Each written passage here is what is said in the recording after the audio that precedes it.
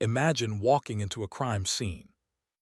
Usually the most terrifying thing is the body, or the weapon, or the blood. But sometimes the most terrifying thing is a book, a simple, spiral-bound notebook found tucked away in a guest bedroom. On November 28, 2016, police officers in Knoxville, Tennessee, entered a house on Golden View Lane. They were there for a welfare check. A coworker had reported that Lisa Guy, a cheerful, reliable woman, hadn't shown up for work. The moment the officers opened the door, they were hit by a wall of heat. The thermostat was set to 90 degrees. The smell was a mix of chemicals, decay, and something like cooking. They walked through the house. They saw groceries on the floor, bacon, sausage, ice cream melting into the carpet. It looked like someone had just walked in and vanished. But as they went deeper into the house, they found the horror. They found blue plastic bins filled with acid. They found a pot boiling on the stove. They realized they weren't just looking at a murder scene. They were looking at a factory of disposal. But the key to the whole nightmare wasn't in the bins. It was upstairs, in a backpack left behind by the son who had just visited for Thanksgiving. Inside that backpack was a notebook. And inside that notebook was a list. It wasn't a grocery list. It wasn't a Christmas list. It was a set of instructions, a step-by-step manual on how to slaughter a mother and father, how to chop them up, and how to melt them down so that no one would ever find them. This is the story of Joel Guy Jr., the golden boy who turned Thanksgiving dinner into a house of horrors. It is the story of a son who decided that his inheritance was worth more than his parents' lives. And it is the story of the courtroom drama where that notebook was read aloud, revealing the darkest corners of human greed. If you are fascinated by the psychology of the family annihilator and the forensic clues that catch them, please hit that subscribe ** button right now. You need to see the pages of this notebook to believe them. To understand the carnage, we have to look at the family dynamic. Joel Guy Sr. and Lisa Guy were good people. They were loving parents. They had worked hard all their lives, Joel as a pipeline engineer, Lisa in payroll. They had a nice house. They had a boat. They were ready to retire. They had 3 daughters and 1 son, Joel Guy Jr. Joel Jr. was the baby, but he wasn't a baby anymore. He was 28 years old. But he lived like a teenager. He had been in college for *9 years*, first at George Washington University, then at LSU. He never graduated. He never got a job. His parents paid for everything: his rent, his food, his tuition, his car. He was a failure to launch, a ghost who lived in an apartment in Louisiana, funded entirely by his parents in Tennessee. But in late 2016, Joel Sr. and Lisa made a decision. They wanted to retire. They wanted to sell the big house. They wanted to enjoy their golden years. And that meant cutting the cord. They told their daughters, "We're going to tell Joel at Thanksgiving, no more money. He has to stand on his own 2 feet." They thought it was tough love. They thought it was the push he needed. They didn't know that their son was already pushing back. He wasn't looking for a job. He was looking for a knife. Thanksgiving 2016. The Guy family gathered at the house on Golden View Lane. It was a normal holiday: turkey, stuffing, laughter. The daughters were there. Joel Jr. was there. To the sisters, Joel seemed fine, a little quiet maybe. He stayed in his room a lot, but that was Joel. He was socially awkward. He didn't have friends. But looking back, there were red flags. Joel didn't engage. He watched. He was calculating. The sisters left on Friday. Joel Jr. stayed behind. He was supposed to drive back to Louisiana on Sunday. Saturday, November 26th. Lisa Guy went to Walmart to buy groceries. Joel S.R. was upstairs in the exercise room working out on a Bowflex machine. This was the moment, the window of opportunity. We know exactly what happened next, not because of witnesses, but because Joel wrote it down. In the notebook found later, under the heading Assets, he listed his parents' life insurance policies. He wrote, "Money all mine, I get the whole thing." Then he wrote the to-do list. Kill him with the knife, clean up mess before she gets home. Kill her with the knife, flush chunks down toilet. Turn up thermostat to 90, speed up decomposition. Muriatic acid, bleach, bins.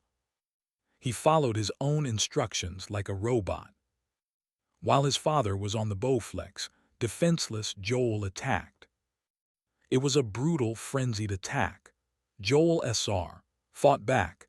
The autopsy showed defensive wounds on his hands, but he was overpowered.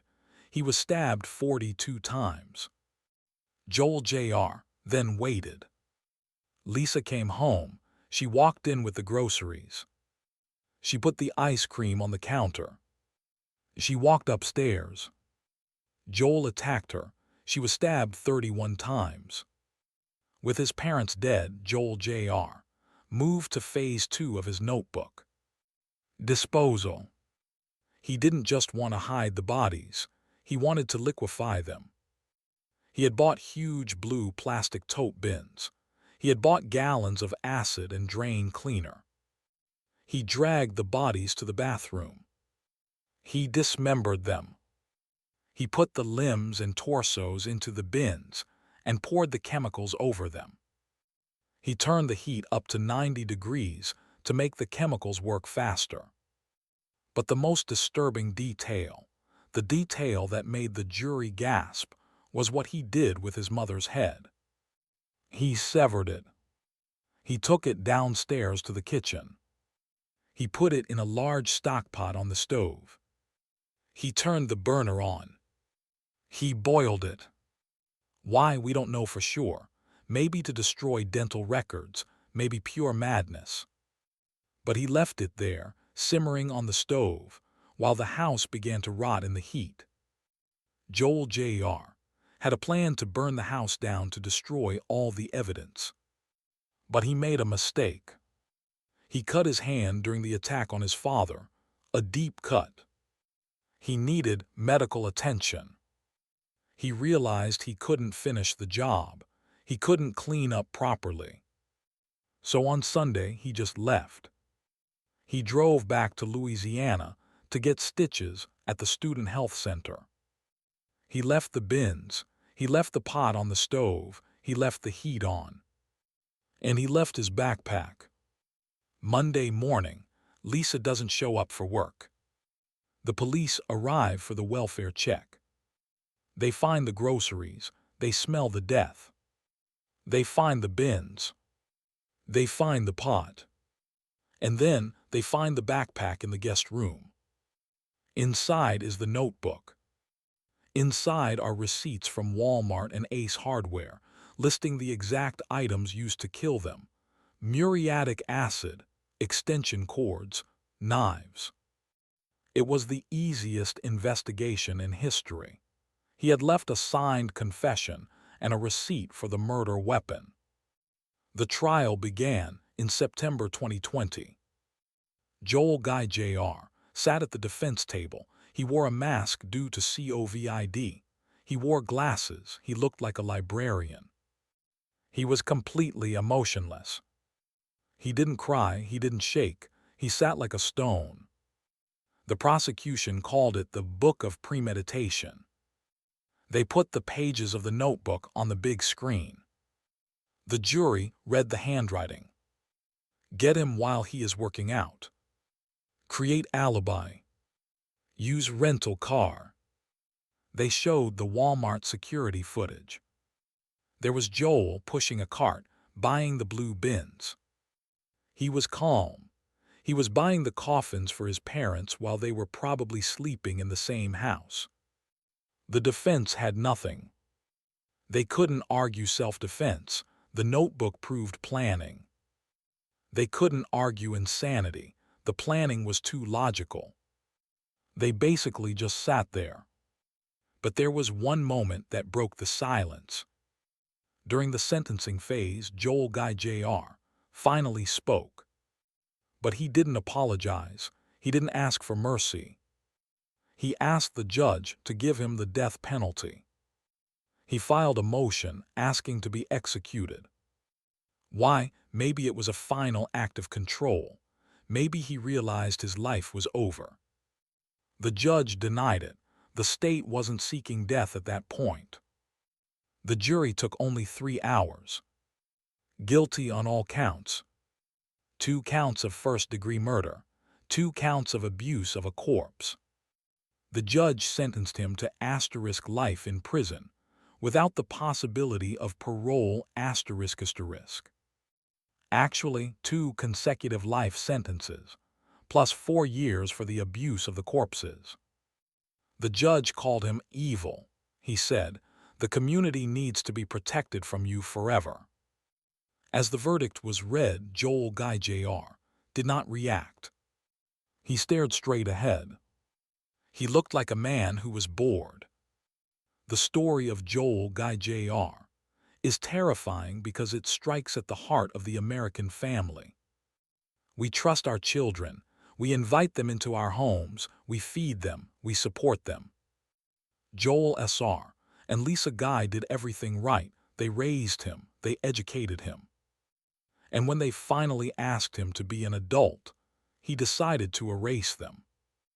It forces us to ask, how well do we know the people sleeping in our guest rooms? The notebook is the scariest part because it shows the * work of murder.